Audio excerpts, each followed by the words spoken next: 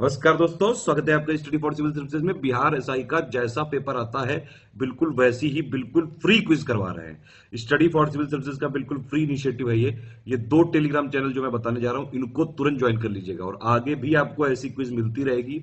कोई भी आपका कमेंट है, फीडबैक है, सजेशन है तो प्लीज जरूर वीडियो में कमेंट करके बताइए। भैया वीडियो को लाइक जरूर कर लिया करिए, आप ही लोग हमारे ब्रांड एम्बेसडर हैं। सारे हमारे जो है ज्यादातर इनिशिएटिव हम फ्री चलाते हैं, जैसे कि हम क्विज देते हैं टेलीग्राम में और वो भी ऐसे क्वेश्चन देते हैं एक्सपेक्टेड जो एग्जाम में भी आते हैं, क्योंकि हम सिलेक्शन मटेरियल देते हैं। ठीक है, वीडियो हमारे फ्री हैं, फ्री रहेंगे, इसीलिए हम ऐड भी नहीं डालते हैं। एक लाइक तो करिए कम से कम, कोई कमेंट हो, फीडबैक हो, सजेशन हो तुरंत वीडियो में बताइए और अपना स्कोर जरूर बताना भैया कि कितने आपके नंबर आ रहे हैं इस वाले टेस्ट में। जल्दी से अटेम्प्ट करिए। अगर आपने पहले की क्विज नहीं देखी है तो तुरंत जाके अटेम्प्ट कर लीजिए। ठीक है, अगर आप स्टडी फॉर सिविल सर्विसेज को यूट्यूब में फॉलो करते हैं तो हमारा फ्री वाला टेलीग्राम चैनल जरूर ज्वाइन कर लीजिए प्लीज। सारे नोटिफिकेशन, सारे अपडेट यहीं पे दिए जाते हैं। और बिहार की अगर तैयारी कर रहे हैं, बिहार एसआई या फिर बीपीएससी की, तो ये वाला टेलीग्राम ग्रुप जरूर ज्वाइन कर लेना। दोनों की लिंक दी हुई है वीडियो के डिस्क्रिप्शन। नमस्कार दोस्तों, स्वागत है आपका स्टडी फॉर सिविल सर्विसेज में। बिहार एसआई की जो हम क्विज देख रहे हैं लगातार, तो अपनी वीडियो सीरीज कंटिन्यू करते हैं। नेक्स्ट वीडियो देखेंगे। अगर आपने ये ग्रुप ज्वाइन नहीं किया है, ये बिहार जीके वाला, इसको ज्वाइन करके सारी क्विजेज अटेम्प्ट करके जाइए, आपके एग्जाम के लिए बेहद इंपॉर्टेंट है। तो क्वेश्चन नंबर 1 से स्टार्ट किया जाए। फर्स्ट क्वेश्चन हमारा है कि गर्त आवास के साक्ष्य प्राप्त हुए हैं, तो ये किस स्थल से प्राप्त हुए हैं, है ना, जो ये प्राचीन प्लेसेस मिले हैं। तो बुर्ज होम में देखेंगे आप तो गर्त आवास आपको मिलेंगे। तो ऑप्शन हमारा ये जो है करेक्ट हो जाएगा। निम्न में से कौन सा स्थल प्रागैतिहासिक चित्रकला के लिए प्रसिद्ध है? ठीक है, तो इसमें जो भीमबेटका है, ठीक, भीमबेटका केव्स जो है these are famous for arts. तो ऑप्शन हमारा डी जो है करेक्ट है। अगला देखिए, ऋग्वेद में युद्ध का देवता जो है किसको समझता है? ठीक है, तो इनका नाम है इंद्र। Option B. किस प्राचीन नगर के अवशेष कुम्हार स्थल से प्राप्त हुए हैं? ठीक है, तो इसमें से जो पाटलिपुत्र है ना, मॉडर्न डे का पटना है। तो ऑप्शन हमारा बी करेक्ट हो जाएगा। 6वीं शताब्दी ईसा पूर्व में जो है शुक्तिमती किसकी राजधानी थी? ठीक है, तो यह थी चेदी। ऑप्शन हमारा सी जो है करेक्ट हो जाएगा। वह स्तूप जो बुद्ध के जीवन की किसी घटना से संबंधित नहीं है। ठीक है, तो अगर बुद्ध के जीवन के बारे में देखेंगे तो यहाँ पे सांची जो है ये संबंधित नहीं है, बाकी के तीनों। तो ऑप्शन हमारा बी जो है करेक्ट हो जाएगा। किस राजा के एक अभिलेख से सूचना मिलती है कि शाक्य मुनि बुद्ध का जन्म जो है वो लुम्बिनी में होता है? ठीक है, तो ये अशोक के जो शिलालेख हैं, ठीक है, अभिलेख जो है, इससे सूचना मिलती है। तो ऑप्शन हमारा ए जो है ये करेक्ट हो जाएगा। अगला देखिए कि निम्नलिखित में से किसने जो 4 अश्वमेध यज्ञ किए थे? ठीक है, तो जो अश्वमेध यज्ञ होते थे तो इसमें प्रवरसेन प्रथम देखेंगे, है ना, ये इसका करेक्ट आंसर हो जाएगा, ऑप्शन बी वाला। अगला देखिए, निम्नलिखित में से कौन गुफा त्रिमूर्ति के लिए विख्यात है? ठीक है, तो एलिफेंटा केव्स अगर आप देखेंगे तो ऑप्शन ये आपका करेक्ट हो जाएगा। त्रिमूर्ति गुफा जो है विख्यात है। अगला देखिए, निम्नलिखित में से कौन सा रथ मंदिर सबसे छोटा है? ठीक है, तो यहाँ पे द्रौपदी रथ अगर मंदिर देखेंगे आप तो ये स्मॉलेस्ट वन है। तो ऑप्शन आपका ए जो है करेक्ट हो जाएगा। अगला देखिए कि चित्तौड़ का कीर्ति स्तंभ जो है उसका निर्माण किसने करवाया था? ठीक है, तो चित्तौड़ स्थल में जो कीर्ति स्तंभ है इसका निर्माण राणा कुंभानी। तो ऑप्शन हमारा ए जो है करेक्ट है। घरी कर लगाने वाला दिल्ली का प्रथम सुल्तान कौन था? ठीक है, तो ये देखिए घरी जो था एक टैक्स होता था जो हाउस पे लगता था। ठीक है, टैक्स ऑन हाउसेस। तो ये अलाउद्दीन खिलजी। ऑप्शन हमारा बी करेक्ट हो जाएगा। इब्न बतूता जो था भारत में किसके शासनकाल में आया था? ठीक है, तो ये आया मोहम्मद बिन तुगलक। ऑप्शन हमारा ए करेक्ट हो जाएगा, तुगलक डायनेस्टी में। असम एवं कूच बिहार में वैष्णव धर्म का प्रवर्तन किसने किया? ठीक है, तो ये शंकर देव जो थे, है ना, ऑप्शन हमारा सी करेक्ट हो जाएगा। किस मुगल बादशाह के विरुद्ध जौनपुर से फतवा जारी हुआ था? ठीक, तो ये थे अकबर। ऑप्शन आपका डी करेक्ट हो जाएगा। अब देखिए यहाँ पे कौन सा सुमेलित नहीं है, आपको ये चुनना है। तो बाबर जामा मस्जिद जो कि संभल में है, ठीक है, हुमायूं दीन पनाह, अकबर जहांगीर महल, आगरा किला, ठीक है, जहांगीर, ये सुमेलित नहीं है। तो ऑप्शन आपका डी करेक्ट हो जाएगा। अगला देखिए, किस मध्ययुगीन सुल्तान को आगरा शहर की नींव डालने एवं उसे सल्तनत की राजधानी बनाने का श्रेय दिया जाता है? ठीक है, तो ये सिकंदर लोदी है ना, आगरा शहर का फाउंडेशन इन्होंने किया। तो ऑप्शन आपका डी जो है करेक्ट है। अगला देखिए, निम्नलिखित में से कौन हैदराबाद के स्वतंत्र राज्य का संस्थापक था? ठीक है, तो इनका नाम था चिनकलिच खां। ठीक, तो ऑप्शन कौन सा डी वाला सही हो जाएगा, हैदराबाद के स्वतंत्र राज्य का संस्थापक। लॉर्ड कॉर्नवालिस जो है, इनकी कब्र कहाँ पर है? तो उत्तर प्रदेश का जो गाजीपुर स्थल है ना, यहाँ पे इनकी कब्र मिलेगी। परमानेंट सेटलमेंट वगैरह से काफ़ी आप पढ़े होंगे अगर इन्हें तो संबंधित है। अगला देखिए, बंगाल विभाजन जो है कब से इफेक्टिव हुआ? तो लॉर्ड कर्जन के टाइम पीरियड में, वर्ष 1905 में जब बंगाल का विभाजन अनाउंस किया गया, तो इसकी जो इफेक्टिव कह लीजिए तारीख है वो है 16 अक्टूबर 1905। निम्नलिखित में से कौन अवध का ब्रिटिश रेजिडेंट था जब अवध का ब्रिटिश साम्राज्य में विलय हुआ? ठीक है, तो इनका नाम था जेम्स आउट्रम। याद रखिएगा, काफ़ी इंपॉर्टेंट है ये वाला भी। बंगाल में ब्रिटेन की वस्तुओं के बहिष्कार का सुझाव जो है सर्वप्रथम किसने दिया? ठीक है, तो स्वदेशी आंदोलन के टाइम पीरियड में कृष्ण कुमार मित्र जो हैं, ये इसका करेक्ट आंसर हो जाएगा, तो ऑप्शन बी। स्वदेशी आंदोलन जो है वो कब प्रारंभ हुआ? ठीक है, तो ये हुआ 7 अगस्त 1905। चौरी चौरा की घटना के समय महात्मा गांधी जो है कहाँ थे? ठीक है, तो उस समय बारदोली में थे महात्मा गांधी, तो ऑप्शन आपका डी करेक्ट हो जाएगा। अब देखिए, चंपारण सत्याग्रह के संबंध में सही कथन कौन सा नहीं है? ठीक है, तो ये ऑप्शन डी जो है ये इनकरेक्ट है कि यह प्रथम आंदोलन था जिसे गांधी जी ने संपूर्ण भारत के स्तर पर प्रारंभ नहीं किया था। ठीक है, तो ऑप्शन आपका डी करेक्ट हो जाएगा, यहाँ पे प्रारंभ किया था ये दिया हुआ। अगला देखें कि निम्नलिखित में से किसने महात्मा गांधी के खिलाफत आंदोलन में भागीदारी की भर्त्सना की? ठीक है, तो ये मोहम्मद अली जिन्ना थे, तो ऑप्शन आपका डी जो है करेक्ट हो जाएगा। निम्नलिखित में से किसने 1872 में नेटिव मैरिज एक्ट है ना को पारित कराने में महत्वपूर्ण भूमिका निभाई थी? ठीक है, तो नेटिव मैरिज एक्ट को पास कराने में केशव चंद्र सेन जो थे, है ना, तो ऑप्शन आपका ए करेक्ट हो जाएगा। अगला देखें, किसके शासनकाल में भारत में अंग्रेजी शिक्षा जो है आरंभ की गई? ठीक है, तो लॉर्ड मैकॉले आयोग भी बना था उसी टाइम पीरियड में, और ये लॉर्ड विलियम बेंटिक ये संबंधित थे, तो ऑप्शन आपका ए करेक्ट हो जाएगा, इनके टाइम पीरियड में शुरू किया गया। किस गवर्नर जनरल ने दास प्रथा को समाप्त किया? ठीक है, तो ये Lord Ellenborough, option B correct हो जाएगा।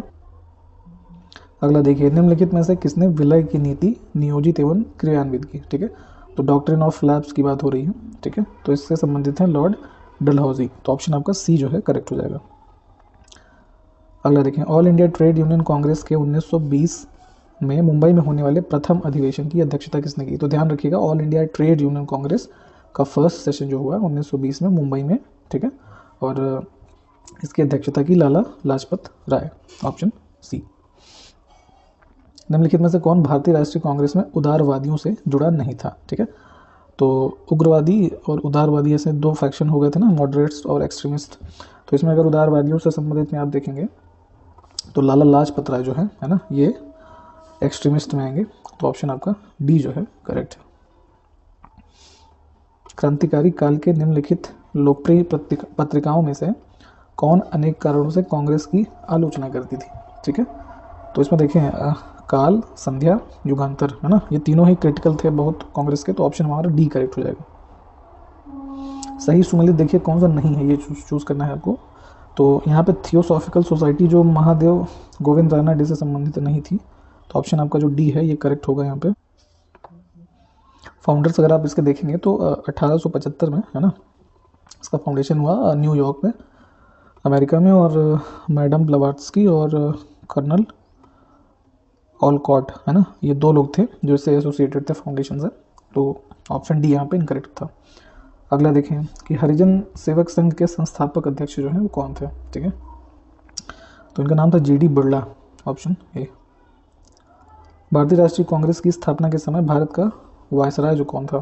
ठीक है, तो इनका नाम था लॉर्ड डफरिन, ठीक है, 1885 के टाइम पीरियड में, तो ऑप्शन हमारा डी जो है करेक्ट हो जाएगा।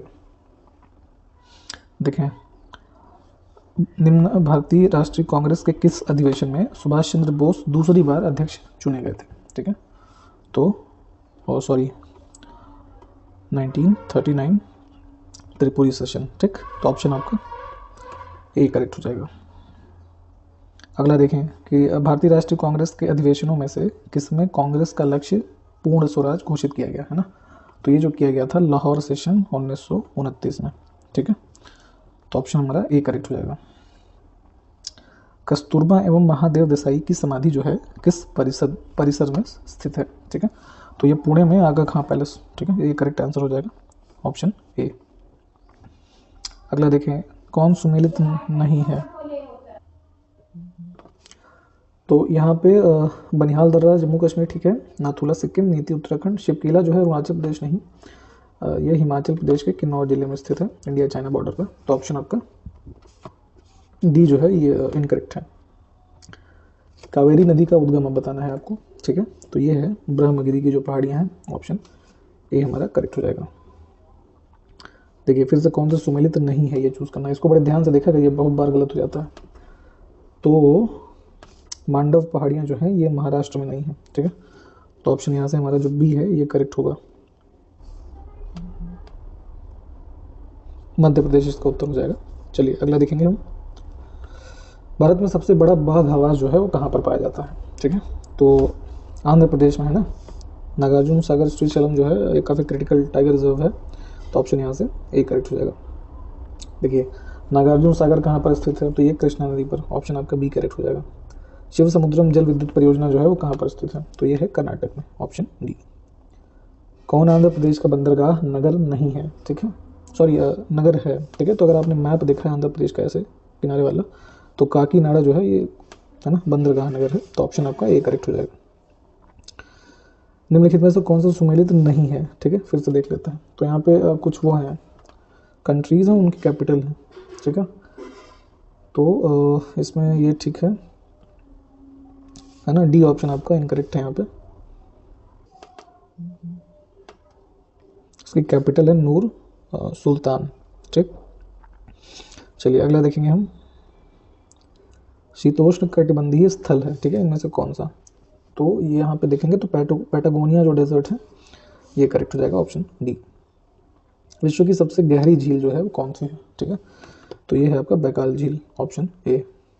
सवाना का सर्वाधिक विस्तार जो है कहाँ पर मिलता है, ठीक है। तो ये अगर अफ्रीका के आप इधर ईस्टर्न कोस्ट वाले पार्ट देखेंगे है ना, तो ये वहाँ मिलेगा, ऑप्शन ए।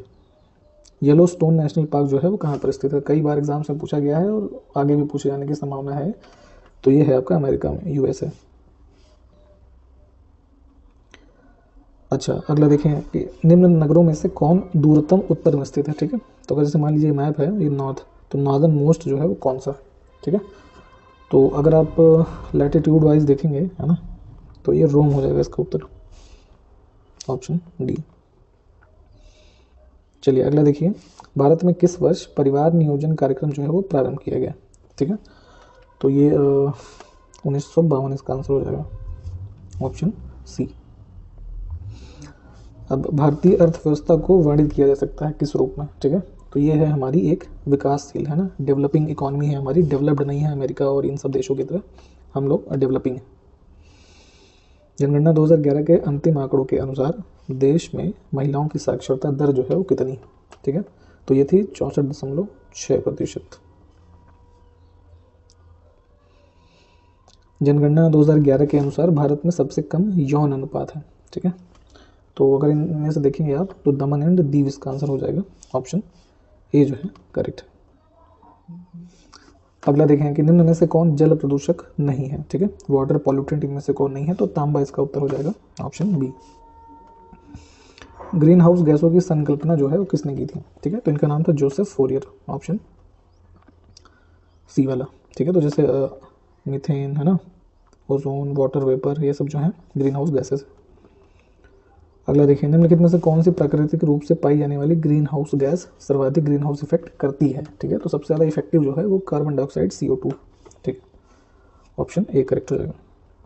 नदी में जल प्रदूषण के निर्धारण के लिए घुली हुई मात्रा जो है किस रूप में मापते हैं, ठीक है। तो ऑक्सीजन है ना, जो BOD वाला कॉन्सेप्ट है, बायोलॉजिकल ऑक्सीजन डिमांड वाला, उसके थ्रू मापते हैं। तो ऑप्शन डी।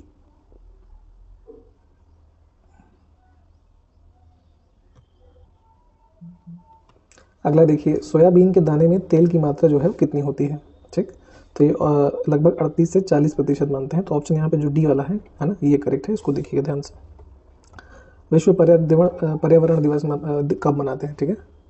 तो ये मनाते हैं 5 जून को, ठीक, प्रतिवर्ष। कोयला, पेट्रोल, डीजल आदि का दहन, है ना, किसका मूल स्रोत है? ठीक है, तो जाहिर सी बात है कोयला, पेट्रोल, डीजल आप जलाएंगे तो वायु प्रदूषण होगा उससे, ऑप्शन सी। अगला देखें, कौन सा सुमेलित नहीं है? ठीक है, तो ये ऊपर के 3 ठीक हैं। Indian institute of sugar technology, ये कानपुर में है, ठीक है, लखनऊ नहीं। तो ऑप्शन आपका जो डी है, दिस इज करेक्ट। अगला देखिए, राष्ट्रीय पर्यावरण अभियांत्रिकी शोध संस्थान जो है ये कहाँ पर अवस्थित है? ठीक है, तो ये है नागपुर, है ना। इसको शॉर्ट फॉर्म में कभी कभी ऐसे नीरी भी पूछ लेते हैं, है ना, नीरी। पृथ्वी के चुंबकीय क्षेत्र का कारण जो है वो क्या है? ठीक है, तो भूक रोड के अंदर की चक्र धाराएं जो है ना, साइक्लिक वेव्स जो है, तो वो करेक्ट हो जाएगा, ऑप्शन ए। सुमेलित देखिए कौन सा नहीं है? ठीक है, तो सौरमंडल का मंदतम गति वाला जो ग्रह है मंगल नहीं है, ठीक है, बाकी सब ठीक है। तो ऑप्शन यहाँ पे डी वाला जो है ये सही है। अगला देखिए, निम्नलिखित नियमों में से किस अधिनियम के फलस्वरूप बर्मा भारत से अलग हुआ? तो पहले भी आपको ये पढ़ाया गया है, Government of India Act 1935, option C. अगला देखें, निम्नलिखित में से कौन सा एक व्यय भारत की संचित निधि पर भारित नहीं है? ठीक है, तो प्रधानमंत्री के वेतन और भत्ते, ऑप्शन सी वाला जो हो जाएगा। भारत के राष्ट्रपति कैसे चुने जाते हैं? ठीक है, तो इनके इलेक्टोरल कॉलेज में जो है राज्यसभा, लोकसभा और जितने भी विधानसभा हैं, ठीक है, विधान परिषद नहीं, विधानसभा के इलेक्टेड मेंबर जो जनता से चुने जाते हैं, जो नॉमिनेट होते हैं वो नहीं, ठीक है, जैसे पहले एंग्लो इंडियन होते थे और राज्यसभा में जो 12 लोग नॉमिनेट किए जाते हैं प्रेसिडेंट के द्वारा, है ना, तो इन सबको छोड़ के, ऑप्शन डी करेक्ट। कथन कौन सा सही है ये देखना है। तो धन विधेयक लोकसभा में पुनः स्थापित किया जाता है, ठीक है, तो धन विधेयक के बारे में अगर कुछ भी आपसे पूछा जाए तो उसकी एक्सक्लूसिव पावर है ये लोकसभा की, है ना, तो ऑप्शन आपका डी यहाँ पे करेक्ट है। अगला देखिए, राज्यसभा के संबंध में कौन सा एक कथन जो है वो सही है? ठीक है, ये हमें देखना है, तो चलिए इसको देखते हैं। इसके देखिए 3 ये वाले जो हैं इनको आप पढ़ लें, ये तीनों ठीक है, और सॉरी सही नहीं है, ठीक है, राज्यसभा का विघटन नहीं होता, ठीक, ये एक कंटिन्यूइंग चैम्बर है ना, सतत चैम्बर है, कंटिन्यू रहता है, और इसके 1/3 मेंबर जो हैं वो प्रत्येक 2 वर्ष पे रिटायर होते हैं, तो ऐसे ही ये जो सेशन है कंटिन्यू रहता है। चलिए अगला देखेंगे,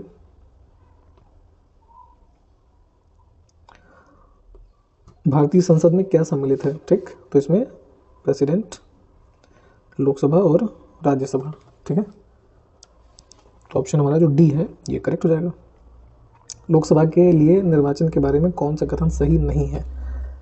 तो यहाँ पे देखिए, निर्वाचित, पहले ऑप्शन देख लीजिए, एक नीचे छूट रहा है, ठीक, तो निर्वाचनों के लिए मतदाताओं की सूची को राष्ट्रपति के निर्देशन और नियंत्रण में तैयार किया था, ऐसा कुछ नहीं है, ठीक है, ये इलेक्शन कमीशन ऑफ इंडिया के अंतर्गत होता है, तो ऑप्शन हमारा जो सी वाला है ये सही नहीं है। अगला देखें कौन सा सही नहीं है, फिर से देखना है, ठीक, तो यहाँ पे संघ की जो कार्यपालिका शक्ति है प्रधानमंत्री में नहीं, ये राष्ट्रपति मतलब प्रेसिडेंट में सम्मिलित है, ठीक है, हेड ऑफ स्टेट होते हैं वो, तो ऑप्शन आपका जो ए है ये सही नहीं, बाकी सब ठीक है। देखिए, संसद की लोक लेखा समिति की बैठकों में उपस्थित रहता है कौन इनमें से? ठीक है, तो सीएजी, ठीक है, भारत के नियंत्रक और महालेखा परीक्षक। अगला देखें, निम्नलिखित में से कौन सा शब्द भारत के संविधान में लिखित नहीं है? ठीक है, तो बजट शब्द जो है उसका कोई मेंशन नहीं है कहीं पे। इसमें अनुच्छेद 110 के अंदर एनुअल फाइनेंशियल स्टेटमेंट, ठीक है, ये शब्द का मेंशन है, बजट का नहीं है, तो ऑप्शन यहाँ पे देख लीजिए, जो सी वाला है ये इस क्वेश्चन के लिए करेक्ट है। माफ़ कीजिएगा, वो अनुच्छेद 110 में नहीं है, ये 112 में है, ठीक है, 112 में एनुअल फाइनेंशियल स्टेटमेंट है, और अनुच्छेद 110 में जो है वो धन विधेयक है ना, मनी बिल के बारे में प्रावधान, ठीक है, उसको परिभाषित किया गया है। अगला देखिए कि राज्य विधानमंडलों के निर्वाचन हेतु सिद्धांतों में सम्मिलित क्या नहीं है? ठीक है, तो अगर हम देखें इसको, तो पहला ही स्टेटमेंट जो है गलत है, यह वयस्क मताधिकार के आधार पर नहीं होंगे, ऐसा नहीं है, वयस्क जो मताधिकार होता है उससे ही बेस्ड होता है, तो ऑप्शन आपका ए जो है इनकरेक्ट है। राज्यसभा का पदेन सभापति कौन होता है? ठीक है, तो ये हमारे होते हैं उपराष्ट्रपति, ठीक है, ex officio chairman of Rajya Sabha. अगला देखिए, निम्नलिखित में से कौन भारत के प्रधानमंत्री बनने से पूर्व किसी भी राज्य के मुख्यमंत्री नहीं रहे थे। ठीक है, तो इसमें ये जो चंद्रशेखर जी थे हमारे, ये मुख्यमंत्री नहीं थे, तो ऑप्शन हमारा सी करेक्ट हो जाएगा। कौन सा सुमेलित नहीं है ये देख लीजिए यहाँ पे। ठीक है, तो महान्यायवादी की नियुक्ति जो है अनुच्छेद 164 में नहीं है, बाकी सब ठीक है। इसका आर्टिकल आप कंफर्म कर लीजिए एक बार। निम्नलिखित राज्यों में से किसके लिए संविधान के अनुच्छेद 371 के अंतर्गत विशेष प्रावधान किया गया है। ठीक है, तो इसमें महाराष्ट्र तथा गुजरात। भारत ने समवर्ती सूची की संकल्पना जो है कहाँ से उद्धृत की है। ठीक है, तो ये लिया गया है ऑस्ट्रेलिया के संविधान से। निम्नलिखित राज्यों में से किस में पंचायती राज संस्था नहीं है। ठीक है, तो नागालैंड में है ना, वहाँ पे पंचायती राज की संस्था नहीं मिलेगी आपको। ठीक है, नाभिकीय रिएक्टर में निम्नलिखित में से किसे मंदक के रूप में है ना, मंदक के रूप में प्रयोग किया जाता है। ठीक है, तो ये होता है भारी पानी है ना, भारी जल, हैवी वाटर बोलते हैं इसको। तो ऑप्शन हमारा बी जो है करेक्ट है। आकाश नीला दिखाई देता है प्रकाश के किस अवस्थिति के कारण। ठीक है, तो प्रकाश का प्रकीर्णन है ना, स्कैटरिंग। डेसिबल इकाई का उपयोग किसके लिए किया जाता है। ठीक है, तो डेसिबल में हम नापते हैं ध्वनि की तीव्रता, ऑप्शन बी। कमरे में लगा हुआ वातानुकूलन जो है वो क्या नियंत्रित करता है, तो यह आर्द्रता और तापक्रम, ऑप्शन हमारा बी करेक्ट हो जाएगा। अगला देखें कि लाफिंग गैस के रूप में किस गैस को प्रयुक्त करते हैं, है ना, जो हंसाने वाली गैस होती है ना, तो ये होती है नाइट्रस ऑक्साइड, ऑप्शन बी। अगला देखें कि कौन सा रसायन फल पकाने में उपयोग में लाया जाता है। ठीक है, तो जैसे आम वगैरह पकाते हैं ना, तो ये होता है कैल्शियम कार्बाइड, ऑप्शन बी। अगला देखें, कौन सी एक वायु प्रदूषक गैस है और जीवाश्म ईंधन के ज्वलन स्वरूप उत्पन्न होती है। ठीक है, तो ये है sulphur dioxide, option D. Transformer का उपयोग निम्नलिखित में से किस उद्देश्य से होता है। ठीक है, तो जो ट्रांसफार्मर देखते हैं आप, तो इसमें है कि प्रत्यावर्ती धारा विभव को ऊंचाई अथवा अपचाई बनाने के लिए, है ना, तो ऑप्शन हमारा सी जो है ये करेक्ट हो जाएगा। पुच्छल तारे की पूंछ की दिशा सदैव कैसी होती है ना, तो जो कॉमेट्स होते हैं तो ये सूर्य से दूर की ओर।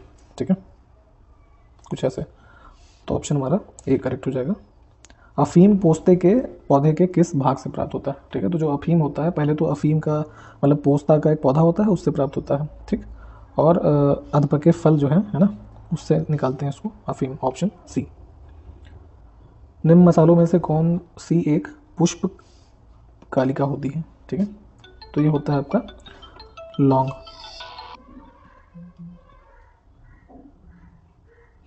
निम्नलिखित दिए पौधों और उनके खाद्य भाग के युग्मों में से देखिए कौन सा सुमेलित नहीं है। ठीक है, तो यहाँ पे आलू देखेंगे अगर, है ना, आलू मूल, ये जो है गलत है।